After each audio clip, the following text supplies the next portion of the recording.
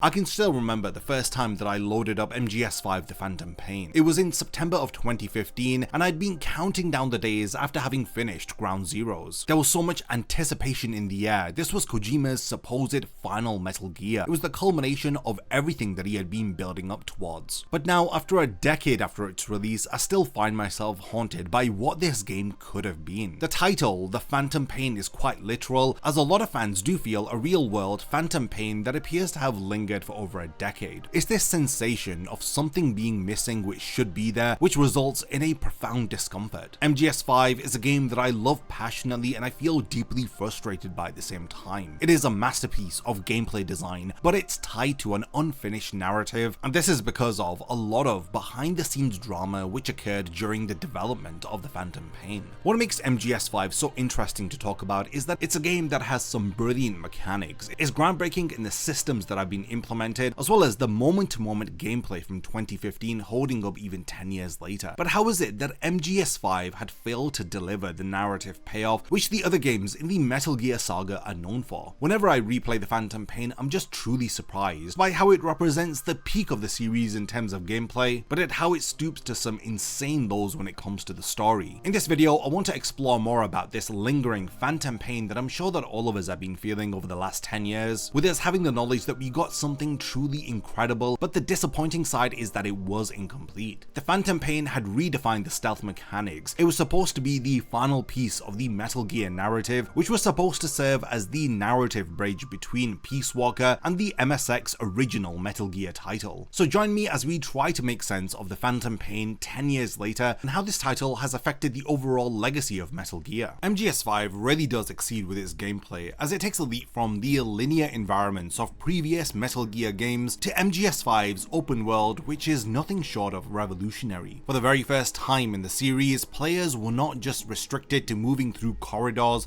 and predefined areas, as we were given two vast sandboxes in Afghanistan and Africa, as we were allowed to develop a unique approach to any given situation. What makes this evolution in the gameplay so impressive is that the core stealth mechanics of Metal Gear had remained intact, as everything was essentially reimagined for an open world. We were allowed to tackle missions from any angle at any time of the day in any given weather condition, which resulted in a lot of creativity with playstyles which was unseen in previous Metal Gear titles. If you want to infiltrate an enemy base at night with a sandstorm going on, then you're able to. Then you have the implementation of the buddy system, which is another improvement in the gameplay, as you have companions like D-Dog, which marks enemies out for you, Quiet, who is able to provide sniper support on your missions, as well as the ability to ride on D-Horse for transportation. Each buddy allows you to alter your approach for any given mission, offering you different advantages which suit various playstyles. I still remember the first time that I used D-Dog to map out an entire enemy outpost for me. It was a genuinely shocking moment which demonstrated how the different gameplay systems of MGS5 could work together seamlessly. The entire mother base management system had further deepened the experience,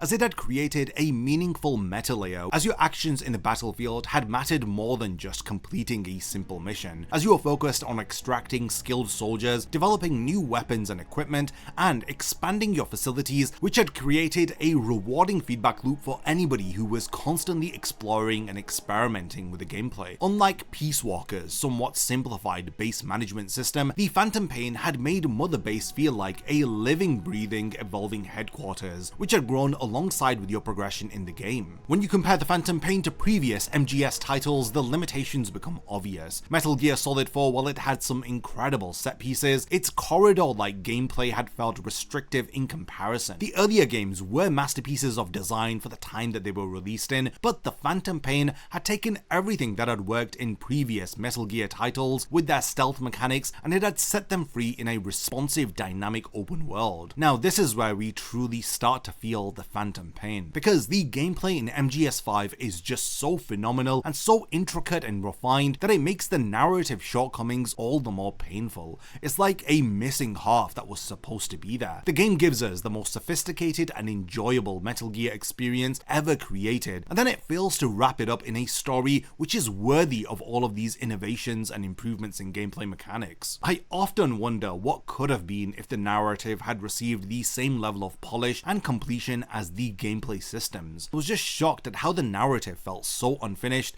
despite having poured so many hours into the game. Whereas the narrative of previous games would have felt tightly wrapped up in half of the time, MGS5 delivers so much incredible gameplay, so many hours of fun, but still with this lingering feeling of there being something more that we're missing. For a series that had built its reputation on complicated cinematic storytelling, the Phantom Pain's narrative approach was jarring. I mean, we didn't have the hour-long cutscenes and codec conversations which had defined previous entries. While a lot of fans would have been happy about this, diehard MGS fans like myself were really missing this. We ended up getting a fragmented story in the Phantom Pain, which was delivered through spread out cutscenes and optional cassette tape recordings, and there were many of these cassette tapes which contained critical plot information that was really easy to miss if you weren't paying attention. The storytelling problems had become the most apparent within Chapter 2 of the game, which feels less like a cohesive narrative arc and more like a collection of loose ends that were never tied together. In Chapter 2, we had repeated versions of the first chapter's missions, but with modified elements. Story beats felt disconnected, with the pacing collapsing entirely at this point, and it's in the second half that the impact of the troubled development becomes impossible to ignore. The game simply feels unfinished. Then you have the infamous missing episode 51 titled Kingdom of the Flies. This represents the most glaring example of this incompleteness. This is a missing epilogue mission which was supposed to resolve the story of Eli and the fate of the English strain Parasite. This was cut from the final game despite being partially developed. Konami even included footage of this missing chapter in the collector's edition of MGS5 as they acknowledged its absence while providing no remedy for the narrative hole that it had left behind. A lot of fans at the time when MGS5 had first released were holding on to this dream of there being DLC which would include episode 51 in the future, but it's been 10 years and it's safe to say that that DLC is never going to happen. We can't discuss these development issues without addressing the elephant in the room. The problems with MGS5 undoubtedly have a lot to do with Kojima's messy departure from Konami. The public fallout between the creator of the MGS series and the publisher had casted a long shadow over the game's release, as we had reports with Konami having issues with how much budget was given to MGS5, with there also being development tensions with Kojima and Konami. This had all culminated in Kojima's name actually being removed from the box art. All of this had painted a picture of a troubled production. Whether if the Phantom Pain's narrative shortcomings resulted directly from this conflict still is speculation,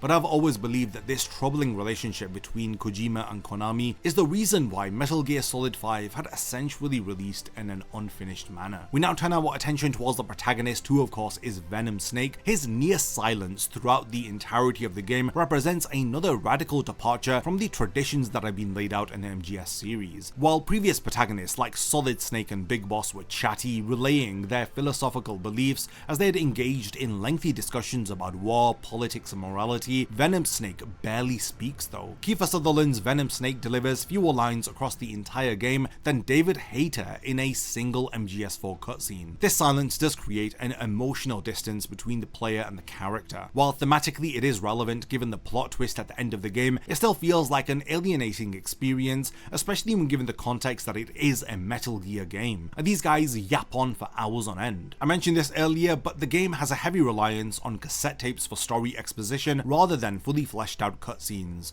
Crucial character motivations, backstories, and plot developments are relegated to optional audio logs that players might never end up hearing. Imagine if some of the emotional dialogue of MGS3 was delivered via an optional radio transmission. This is essentially what had happened with the Phantom Pain's most important story moments. No discussion of the Phantom Pain would be complete without addressing Quiet, which is perhaps one of the most controversial characters in all of Metal Gear. When Kojima had first revealed her design as a nearly naked sniper who breathes through her skin, the backlash was almost instantaneous. Critics had accused Kojima of gratuitous sexualization, while Kojima had reassured fans and critics that there is a reason for why she appears in the way that she does. What makes Quiet such a fascinating case study is how she embodies both the strengths and weaknesses of the Phantom Pain storytelling approach. Her visual design is definitely provocative, and even the camera frequently lingers on her body in ways that feel unnecessary even by the standards of Metal Gear. Quiet's character arc sees her go from an assassin who is sent to kill Venom Snake to someone who sacrifices her life to save him. This represents some of the Phantom Pain's best character development. Her inability to speak unless she wants to trigger the vocal cord parasites creates a unique dynamic which forces her to communicate through actions rather than words. the scene where she fights alongside Snake against a Soviet platoon, as it results in an emotional scene which the remainder of the story fails to ever reach. So when we eventually learn about why Quiet is designed in the way that she is, with the fact that she must be nearly naked because she breathes through her skin, this does feel like a bit of a flimsy justification, because after all, the N from MGS3 had very similar photosynthetic powers and had still managed to remain fully clothed. I mean, yes, of course, it's more cooler to see a nearly naked woman rather than it is to see a nearly naked old man, but what's more interesting is how her character functions as a metaphor for the voiceless victims of warfare, someone whose identity and agency has been stripped away by forces that are beyond her control. When Quiet eventually exits from the narrative, it results in one of the game's most effective emotional moments. Her final decision to speak English in order to save Snake knowingly triggers the parasites which eventually kill her. This gives a character arc a completion that much of the game's main story lacks, however. It really is incredible hearing her farewell cassette tape where she finally speaks to the player, and it stands in stark contrast to the detached tone of much of the Phantom Pain storytelling. When it comes to Quiet's character, there's a huge contradiction. She had a very problematic design, but still she was one of the game's most compelling characters, who had one of the greatest emotional character arcs in the entire game. We now turn our attention towards the biggest plot twist of MGS5, and this is the reveal that I'm Big Boss and you are too. This revelation that the player character is not the real Big Boss, but rather a medic from Militaire Sans Frontières who was surgically altered and hypnotically conditioned to believe that he is Big Boss, it stands out as one of the game's most insane plot twists. It's a revelation that recontextualizes not just the Phantom Pain, but the entire Metal Gear saga. This plot twist operates on multiple levels that make it effective. On a narrative level, it fills a long-standing plot hole in the Metal Gear timeline. How is it that Big Boss could be killed in Metal Gear 1 only for him to then reappear in Metal Gear 2? It also on a meta level speaks directly to the player's relationship with a character that they've been controlling for the entire duration of the game, as well as their relationship with the series as a whole. The title of the game, The Phantom Pain, refers not just to Venom Snake's missing arm, but to his entire existence. He is a phantom of the real Big Boss, experiencing the pain of an identity that was truly never his. I can't lie, Kojima takes the game on a very bold narrative direction here, as the entire experience of playing over 50 hours of this game with this character is transformed into something profoundly different in the end. We weren't playing as the legendary soldier that we thought we were in fact playing as somebody who was being used as a decoy, as not only was the character of Venom Snake deceived, but we as the player were also deceived. This plot twist resonates with the Phantom Pain's theme of mimetic legacy. The ultimate meme is in fact the DNA of the soul, just as Monsoon explains within Metal Gear Rising. The idea that Big Boss is not just a person but a symbol, one that can be replicated, passed on, and embodied by others. This speaks to how legends grow beyond the individuals who inspire them. Venom Snake ended up becoming Big Boss not through genetics, but through the perpetuation of his meme, which is his legacy. Fans were very divided over this plot twist. Some had seen it as a brilliant subversion which elevates the entire series, while others view it as Kojima's final shot at the players, forcing them to reckon with the fact that they've been playing as a phantom, a fake all along. This divisiveness does speak to the power of the plot twist, as it ultimately changes how players interpret their own experience with the Phantom Pain. The beauty of this revelation is how it works regardless of whether if you've played previous Metal Gear games. For newcomers, it's a shocking twist which redefines their understanding of the character that they've been playing as, but for fans who have played every single Metal Gear game, it's a huge shift in the Metal Gear timeline which casts previous games in a new light. The Phantom Pain really does make players question their relationship with the game in a way that very few plot twists in stories are able to do. In many ways, the identity twist represents the Phantom Pain at its most thematically cohesive. It's a game about phantoms, about things that are missing or have been taken away from us. It reveals that the protagonist himself is the biggest phantom of them all. While yes, in the end, it's a moment of narrative brilliance, it still makes the game's other storytelling shortcomings feel all the more frustrating. The most persistent Phantom Pain that is associated with MGS5 is the knowledge of what could have been. Data miners and devoted fans have uncovered a lot of evidence of content that was planned but never implemented in the final game. From the incomplete Kingdom of the Flies mission to playable sections which feature Liquid Snake, alternative buddy characters, and even entire gameplay mechanics that were left on the cutting room floor. A lot of games are judged on what they are, but the Phantom Pain is always judged against what it could could have been. This phantom version of the game, the complete, fully realized version, which exists only in fragments of code and concept art and within the mind of Kojima. It literally haunts every discussion of what was actually supposed to have been released. Some of the most insane cut content involves Chapter 3, which is titled Peace. Data miners found references to this chapter in the game's code, which suggests that a more complete conclusion was planned initially. We'll likely never know exactly what this would have entailed, but its absence leaves the narrative feeling truncated. The nuclear disarmament event, where players collectively work to eliminate all nuclear weapons developed by FOB players, seems connected to the missing chapter, as it offers us a glimpse into what might have been the game's true ending. Over time, fans have tried to piece together the true vision of the game through extensive analysis of trailers, interviews, cut content, and the collector's edition material that we received, as there's a community of dedicated players